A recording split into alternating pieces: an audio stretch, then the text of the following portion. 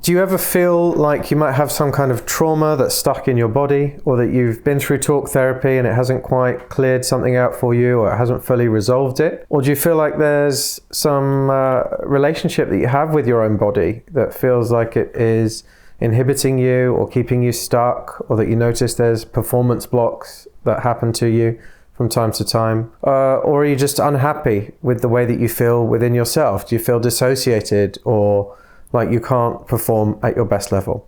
Well, it may be that there is stuff that is happening deep in the nervous system that's affecting your body, and those deep blocks can only be cleared really through working on a much deeper level in therapy. So with Brainspotting, I work with trauma, PTSD, C-PTSD, complex trauma, to really start to understand what may be held deep in the nervous system and give it the opportunity to be discharged in therapy. There's lots of research into trauma, and many books have been written about this recently. One that went viral and was really popular was The Body Keeps the Score by Bessel van der Kolk. But there's many others which talk about nervous system work, such as polyvagal work and the polyvagal system, lots of somatic approaches. And what we understand is that trauma isn't something that happened to you, but it's an experience you had that you weren't able to fully make sense of and fully discharge due to the lack of the presence of an attuned other. So that's really important. It's not the experience itself, but the fact that we couldn't process it afterwards with the help of an attuned other, because we are wired as humans to co-regulate with the safety of an attuned other. There's lots of research into this. There's a really important field of research called social baseline theory by a psychologist called Dr. James Coan. And he found that we're absolutely wired as a default to be born into a system of co-regulating. So as example, from when we're first born, we need someone to be there for us and to care for us. Obviously, we cannot feed ourselves. There needs to be a caregiver just providing food and safety and comfort for the baby. So from the very moment we're born, we're meant to rely on others.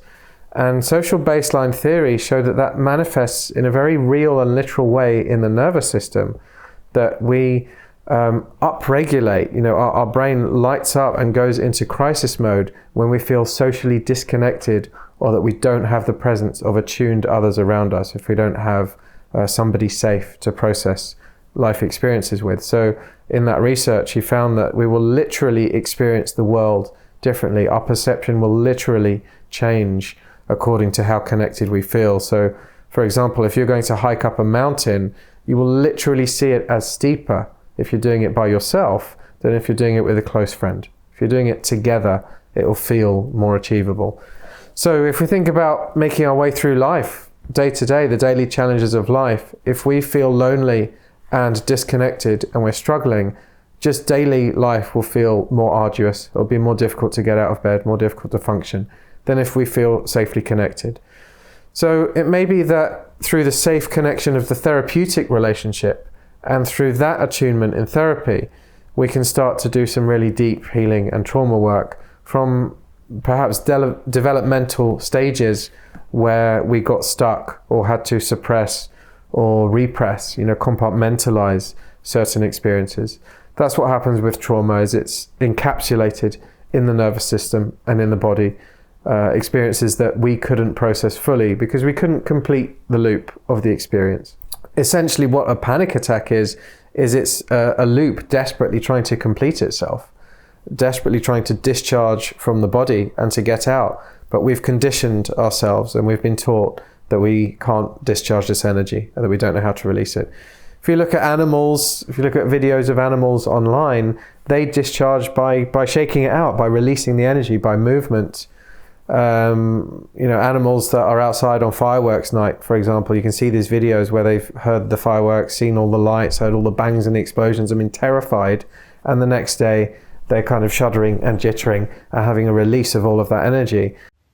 Harley Therapy, the UK's leading experts in therapy and mental health care, right here in London or online. And humans are no different. We are mammals, we have a limbic system, we hold on to that energy and we need to discharge it. And if we can't complete the loop, then it stays in our body and gets repressed.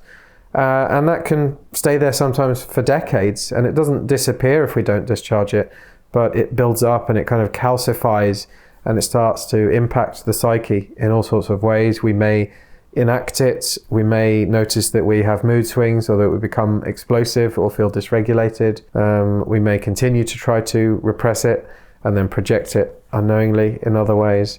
And many conditions, what we would term as mental health conditions, are actually symptoms of this suppression and this energy that's built up in the nervous system. So with Brainspotting, we want to work on a very deep level and help people to release and complete these loops, to be able to discharge traumatic experiences and to feel that really safe sense of held attunement. There is also lots of research into the importance of what's called coordinated attention and the impact of that. So we know from the research that directed attention is really important for infants. It's how they learn to attune and to relate and to feel safe in relationships. It's just before they can even speak, before they can express themselves verbally, infants learn to share bouts of directed attention with their caregivers. So that joint attention is really important. And that's what we're doing in Brainspotting.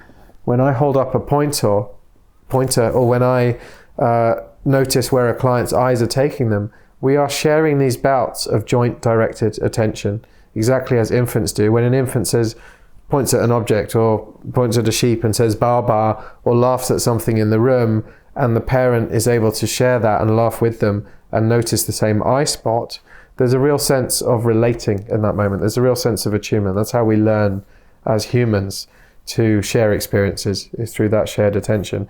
Think about, why is it that we go to events together? Why do we go to the cinema together and look at a screen for 2 hours and then maybe not say a word about it? Why is it so important to have directed joint attention? It's because that's how our nervous system is wired. So Brainspotting, using the visual spots, using the visual field, using perception, is having those really important corrective experiences where people can close those loops and discharge trauma, really return the nervous system to a sense of safety and flow. So it may be that you've done talk therapy, that you've spoken many times about all sorts of traumas, but perhaps you feel that there's still stuff that resides in the body and in the nervous system that you need to work through and that you'd like to release. And Brainspotting can be a really helpful way to resolve that. Often it's really helpful in therapy to bring different approaches in. I certainly think of myself as an integrative therapist. I'm not just a Brainspotting therapist. I don't just offer CBT. I don't just do psychodynamic work. I think it's useful to know about all these different modalities and to think about what they offer. I do a lot of somatic work when I'm doing Brainspotting, a lot of somatic experiencing. I will sometimes bring in gestalt methods, like working with empty chairs, where we can literally feel into a different experience, get different perspective by reenacting it. Things like that. So there's all sorts of integrated ways that we can work with a person, and they all have their place. Brainspotting is not an exclusive method, it's an inclusive method. It includes lots of parts work as well, where we think about all the different constellations and systems within us. We know that people are made up of millions of different parts, molecules, cells, organs, and that we are also part of millions of different systems, whether it's our families, our friend groups, our communities, faith groups, schools, even the universe itself. We are part of massive systems. So we're working on a systemic level and bringing in all sorts of different approaches, and those all have their place. It's really finding what works for the person, the whole person, and going with them and their process, trusting that the brain and the body and the nervous system will eventually lead us to that place of flow and healing. Subscribe for more insights from the experts at Harley Therapy, and don't miss our next video.